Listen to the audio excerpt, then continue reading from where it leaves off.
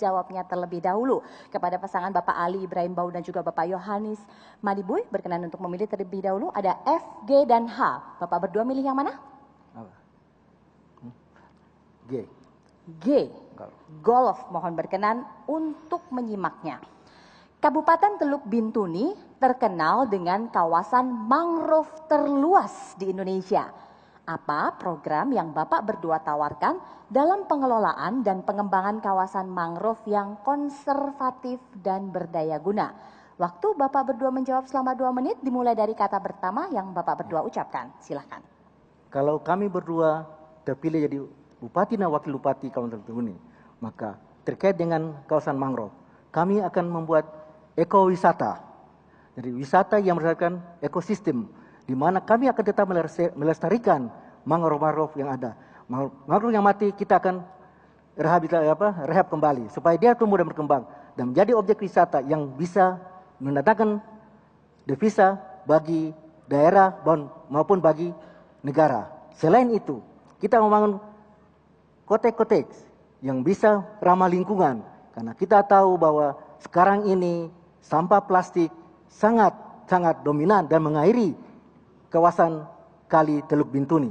Dengan demikian, kita berusaha untuk menjadikan satu kawasan wisata yang tadi saya katakan ekowisata, agar supaya menjadi tujuan wisata bagi masyarakat lokal, masyarakat Nusantara maupun masyarakat internasional. Karena kami tahu bahwa mangrove Bintuni itu menjadi mangrove nomor 1 di dunia.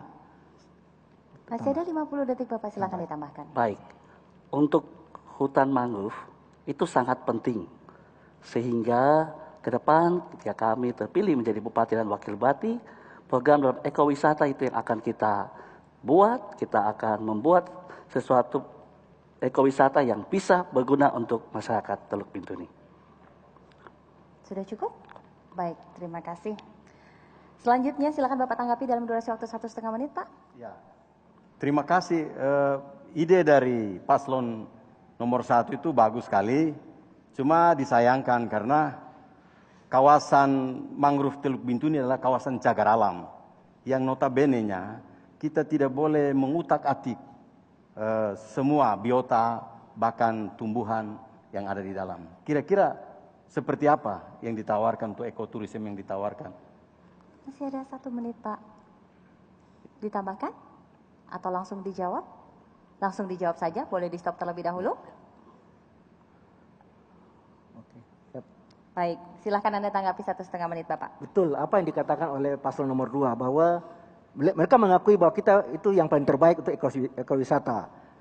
Kita tahu bahwa mangrove itu adalah paru-paru dunia untuk kabupaten maupun dunia. Oleh karena itu, pembangunan ekowisata yang kita bangun di daerah mangrove itu tidak merusak lingkungan, tapi adalah ramah lingkungan.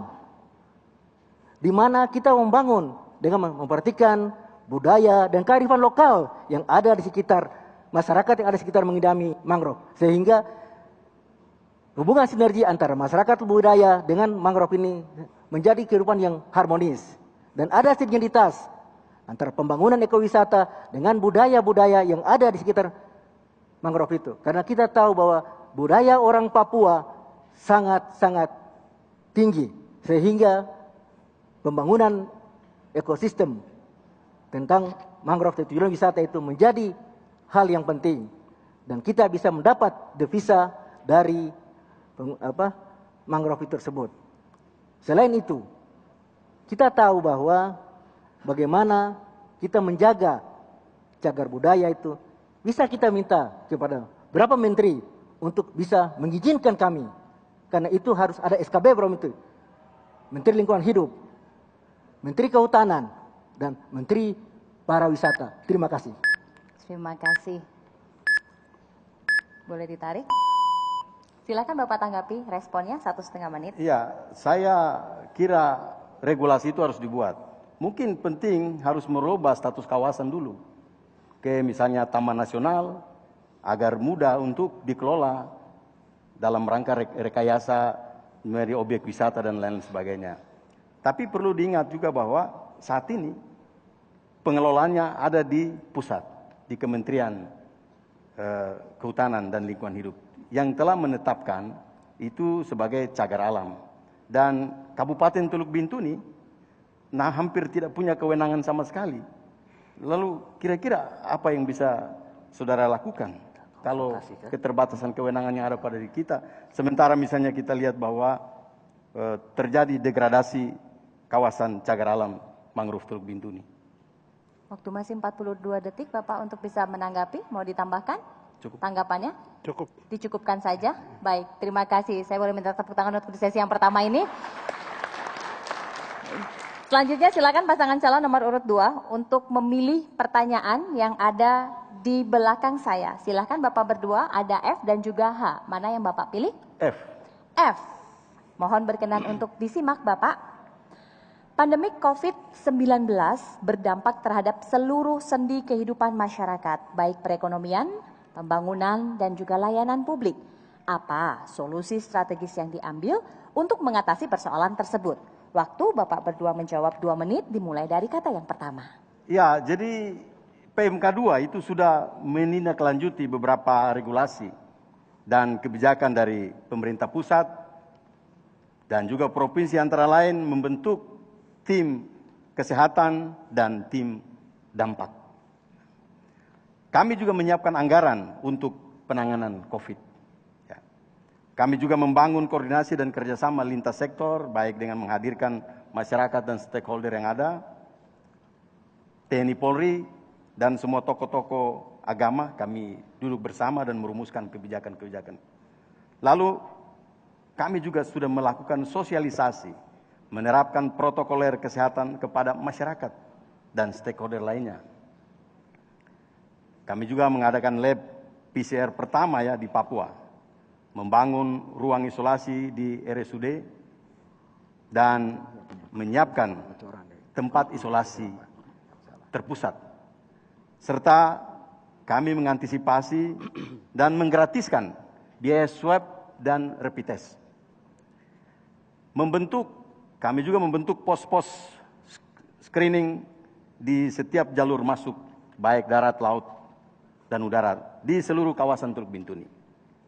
Kami juga mengadakan ribuan alat pelindung dan membagi secara gratis kepada masyarakat. Membuat tempat-tempat cuci tangan di tempat-tempat umum. Dan kami berhasil di fase pertama dari zona merah menjadi zona hijau. Ya. Ini akan berlanjut sepanjang pandemi COVID belum berakhir.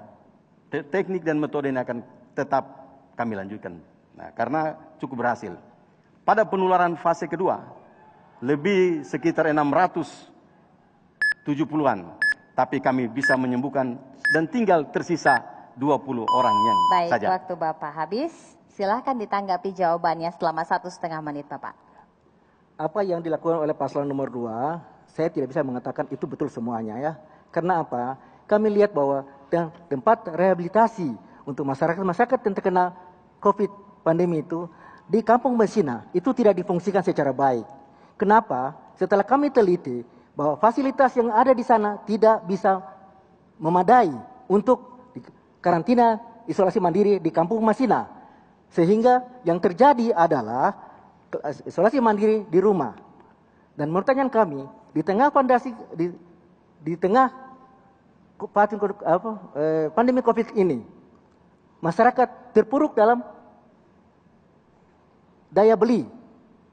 Mestinya yang harus dipikirkan bukan membangun fasilitas yang tidak difungsikan, tetapi bagaimana membangun masyarakat yang ada di Teluk Bintuni agar mereka bisa bangkit dan bisa berusaha untuk memenuhi kebutuhan sendiri. Minimal bisa makan dan dapur selalu mengepul.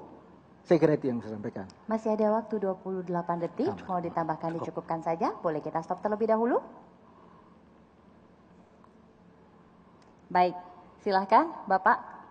Ya, kalau kita mengatakan bahwa fasilitas terpusat di Kampung Mesina itu tidak memenuhi standar, saya sangat sayangkan.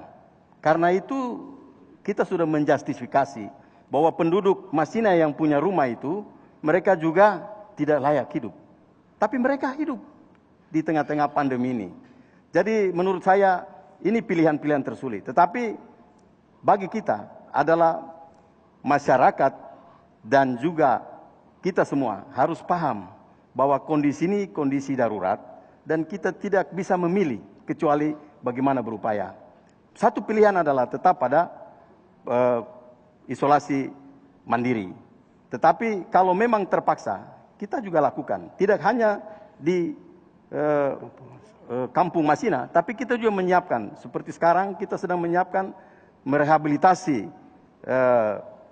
rumah potong hewan untuk menanggulangi bila mana terjadi penularan yang tahap kedua. Jadi itu sudah kita lakukan. Nah, dan apapun yang kita buat, intinya adalah hasilnya.